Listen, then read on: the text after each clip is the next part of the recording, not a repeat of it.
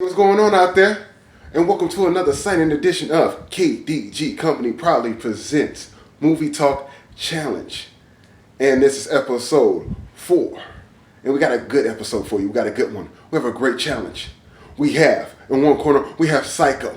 In another corner, we have The Shining. That's right. 2 epic films going at it for horror film supremacy. Don't get any better than that. Don't ever get any better than that. Now, I normally have the films on me, but unfortunately, I don't own these films in my own personal film library, but I will get them. Oh yeah, I will get these. And I urge you guys to go out there and get them yourself. These are great films, Psycho and also The Shining. You got to have those in your film collection. But let's go ahead and get down to it. It's your man, your boy, your ace, Andre Shane, better known as Mr. Shoes. Now, before I go ahead and go into the 4-point grading system that we normally do, because I normally do the superhero flicks. Now, I'm doing the horror flicks now. You know, I'm going to jump back to superhero later, but I'm going to go ahead and do the horror films right now. And I'm going to do a change, because it's a different genre. This is horror. So I have to change the 4-point grading a little bit differently. We still have origin. We still have story, the plot. But now we have the body count. And we still have to start rating. So that's it. Just the body count. That's it. So we're going to go ahead and go into it. We're going to go ahead and go with story. Now we're going to start with The Shining. Now the Shining story, for The Shining, the plot, we're going to go into origin. The origin for The Shining is basically centers around Jack Torrance, played by Jack Nicholson. Jack Torrance, he's an author / school teacher. And he marries Wendy, and he becomes the stepfather of young Danny, her son. He also has an alcoholic dependency. And 5 years ago in the film, he actually dislocated his adopted son, well, his stepson's shoulder on accident. You know, it was an incident where the child was messing with his papers and really pissed off Jack. When he came home, saw it, and, you know, pulled the boy by his shoulder and ended up dislocating the boy's shoulder. So, you know, later on in the film, he gets hired on to be the new caretaker for the Overlook Hotel. So you have that, you know, for Jack Nicholson's character. That's his origin. Now we're going to the origin of Norman Bates for Psycho. Now Norman Bates, his story basically starts off as he's the proprietor of the Bates Hotel, and he was raised by a single mother. After his father passes away, his mother basically raises him majority of his life until she gets remarried. The man ends up giving her the money to start the hotel. Now, when this new guy comes into the picture, he kind of pushes out, you know, Norman out of the picture. Where before it was just him and his moms, and they lived like no one else in the world existed. Now this new guy comes in the fold. He gives him money for the hotel. Mother's all lovey-dovey with him, and he feels like he's been cast out of this family, you know, situation. So, enraged, he snaps and he poisons his parents, his mom, and his stepfather. And he takes over the hotel as the sole proprietor. However, he still holds on to the characteristics because he's also a schizo of his mother, his deceased mother. So I think that's way more interesting than some guy who has an alcoholic dependency / author / whatever, and he just goes into his hotel, snaps, and kills his family, or tries to kill his family. That's just an asshole from the jump. The hotel just giving him an excuse.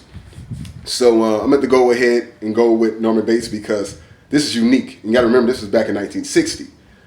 Them doing a schizo / serial killer, or schizo / killer, that's unique versus just an asshole with alcohol dependency. And it's too reminiscent of Amityville Horror, which came out in 1979, and then you backdoor and you come up with The Shining in 1980. You know, maybe I should have had them two go at it. Anyway, we're going to go ahead and move on to story.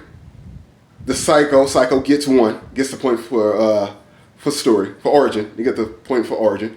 Now we go on to story. Now the story, we're going to go with The Shining. Now the story of The Shining basically goes like this. Like I said, Jack gets he gets hired as the new caretaker for the Overlook Hotel, and he is basically during the interview, he is told about the history of the hotel, and he's also warned about the first caretaker who viciously murders his family due to being isolated for 5 months away from civilization and everything like that, and dude just snapped. So this is cabin fever times a million. But anyway, he basically ignores the heave of what he's telling them, and he go ahead and he brings his family up here to this hotel. Now he brings his family up there to the hotel. However, things that were discussed come to fruition. He warned him of the guy that was the caretaker before, and he also warned him that the hotel is also built on the Indian burial ground. You know what I'm saying? So they move into this hotel. Jack and his family, Wendy, and her son Danny, go into this hotel. But however, things start occurring. Supernatural things start to occur, and they see changes in the hotel as well as within Jack. He starts to change. So he starts taking on the characteristics of the caretaker before. You know what I'm saying? That he warned about in the interview before he got the job as a new caretaker. So he's in this hotel for 5 months, from October the 10th till May.